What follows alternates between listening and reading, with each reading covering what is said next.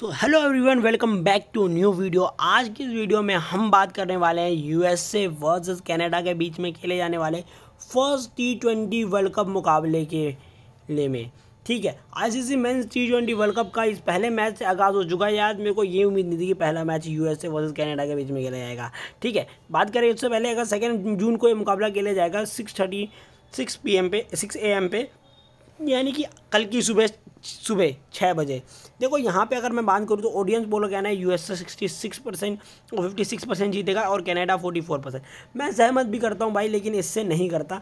मैं बोलता हूँ कि भाई यूएसए जीते, कनाडा जीतते हुए दिखाई देगा एज़ कम्पेयर टू यूएस से। ठीक है, विनिंग परसेंटेज कनाडा की मुझे ज़्यादा दिख रही है, जिस हिसाब से कनाडा की परफॉर्मेंस रही है।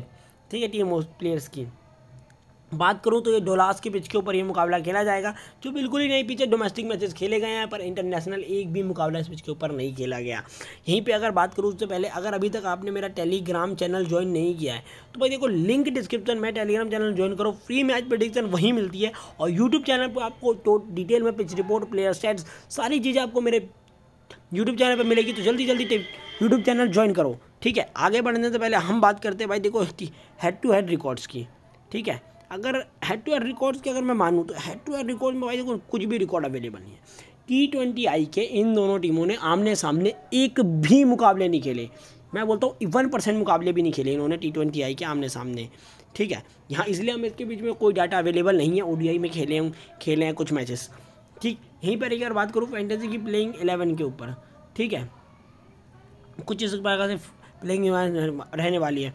एंड्रिस गॉस होने वाले हैं, एडन जॉनसन होने वाले हैं, आरोन जॉनसन होने वाले हैं, फिर नवीनित दहीवाल होने वाले हैं, मिलन कुमार होने वाले हैं, फिर दिल्लो हेलगिर होने वाला है, और भाई स्टीव टेलर होने वाला है, नरगिस पटेल होने वाला, हरमीत सिंह होने वाला जुनैद सिद्दीकी स्विगी, फिर नोस्टैस किंजी होने वाले हैं। ठीक है, इस प्लेइंग 11 के अंदर देखो। उसके बाद अगर मैं बात करूँ तो यूएसए की भाई टॉप दोनों टीमों के टॉप 3 प्लेयर्स की अगर मैं मानूँ तो देखो साब बिन जफर, एंड्रो जॉनसन, ढिल्लो डो हेलगिर।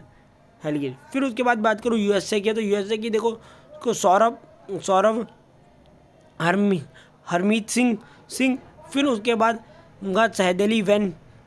ठीक है, ये होने वाले हैं देखो भाई यूएसए के। ठीक है, यहीं पर ही अगर मैं बात करूँ पेस वर्सेस स्पिन में तो देखो 50% पेसर्स को, 50% स्पिनर्स को, दोनों को इक्वली मत दे दी है इन्होंने पिच के ऊपर। फर्स्ट बैटिंग करते हुए पिच के ऊपर 183 का डोमेस्टिक रिकॉर्ड्स के अनुसार मैं बता रहा हूँ। सेकंड बैटिंग करते हुए चेज करते हुए 84 का इसका रहता है, यानी कि चेज बैटिंग फ्रेंडली ये पूरी पिच बनाई गई है। यार देखो प्रॉपर, मैंने अभी देखो 2 पिच का डाटा मैंने निकाला। प्रॉपर बैटिंग फ्रेंडली पिच आप बनाओ ही मत, देखो कोई फ़ायदा नहीं है उसको बना के, क्योंकि यार मज़ा नहीं आता है। ठीक है, मैच इंटरेस्टिंग हैपनिंग नहीं होता। जो हमें मनोरंजन चाहिए वो मनोरंजन मिलता ही नहीं है। हमें मनोरंजन चाहिए भाई जो 160 डिफेंड करे, 150 डिफेंड हो भाई, 170 180 यार, मतलब 200 के बाद डिफेंड कर पा रहे हो आप, तो ये मतलब क्रिकेट, इस टाइप की क्रिकेट मैंने आज तक तो देखी नहीं। बॉलर का बिल्कुल ऐसा हाल हो जाता है कि क्या हो रहा है यहाँ पे, मतलब छक्के चौके पड़ रहे हैं, जो आ रहा है मार रहा है। 7-8 ओवर तक बैट्समैन है भाई, बिंदास खेल रहे हैं। यहीं पर अगर बात करूँ स्टेडियम के स्टैट्स की तो इंटरनेशनल मैचेस के स्टैट्स कुछ भी अवेलेबल नहीं है, सब 0 है, 0/सन्नाटा। ठीक है, यहीं पर अगर बात करूँ पिच की तो देखो पिच बिहेवियर की बात करूँ तो ग्रैंड क्रिकेट स्टेडियम डोलास में तो देखो बेस्ट सूटेड फॉर है ना, ये पिच है ही नहीं किसी, न्यूट्रल पिच है। बैटिंग और बॉलिंग दोनों को मदद मिलेगी थोड़ी और वो भी बेकार सी। ठीक है, यहीं पर ही अगर बात करूँ देखो वार्म अप मैचेस खेले गए थे T20 के कनाडा वर्सेस नेपाल के बीच में। कनाडा ने 183 रन बनाए, 7 विकेट के नुकसान पे। नेपाल ने 120 रन बना पाई 19.3 ओवर में, और नेपाल ने 63 रनों से जीत गई मैच, जी हार गई कह रहा हूँ। फिर उसके बाद डोमेस्टिक मैचेस खेले गए थे यहाँ पे इस पे न्यूयॉर्क के टीमों के, जहाँ पे देखो बात करूँ मैं पहले बैटिंग करते हुए एसओ ने, यानी कि स्कॉट जो भी है स्टेडियम करके है ऑस्कर्स, उन्होंने पहले 183 रन बनाए 9 विकेट के अनुसार पे। फिर एमआई न्यूयॉर्क ने सेकंड बैटिंग करते 184 रन बनाए 3 विकेट के नुकसान पे और 16 ओवर में ही मैच जीत लिया 7 विकेटों से। देन उसके बाद अगर सेकंड मैच की बात करूँ, थर्ड मैच की बात करूँ तो TSK ने पहले बैटिंग करते 158 रन बनाए 20 ओवर में ही। फिर उसके बाद एमआई न्यूयॉर्क ने 162 रन बनाते 4 विकेट के नुकसान पे 19.4 ओवर में ही। फिर ये भी मुकाबला 6 विकेटों से जीत लिया।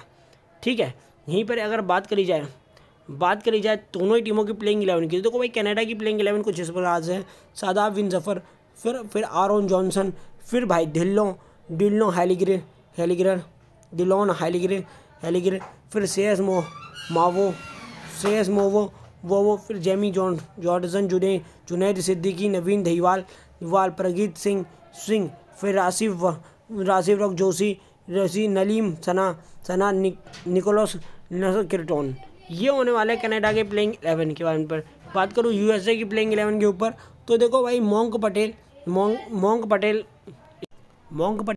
उसके बाद अगर देखोगे ना तो एक भाई स्टीवन टेलर, फिर Aaron Johnson, Andries Gous, Scott Anderson, sir Nitish Kumar, Ali Khan, Harmeet Singh, फिर भाई जैसे सिंह, फिर नोस्टूस केनेजी, सुभाष नटराई। ये होने वाले भाई देखो यूएसए की प्लेइंग 11 के ऊपर। यहीं पर ही अगर बात करूँ इस मुकाबले की, कौन मुकाबला ये जीतेगा, तो भाई देखो क्लियरली मैं सपोर्ट कर रहा हूँ भाई यहाँ पे कनाडा को। ठीक है, कनाडा ये मुकाबला जीतते हुए दिखाई देगी मेरे को, जिस हिसाब से इनकी प्लेइंग 11 और प्लेयर्स हैं सारी। ये फाइनल प्रेडिक्शन आपको मेरे टेलीग्राम चैनल पे मिल जाएगी, लिंक उसका डिस्क्रिप्शन के अंदर है। तो जल्दी जाकर टेलीग्राम चैनल ज्वाइन कर लो। बाकी सभी को गोविंदा, टेक केयर, मिलते हैं नेक्स्ट वीडियो के अंदर और टेलीग्राम के ऊपर रीसेंट अपडेट्स के साथ।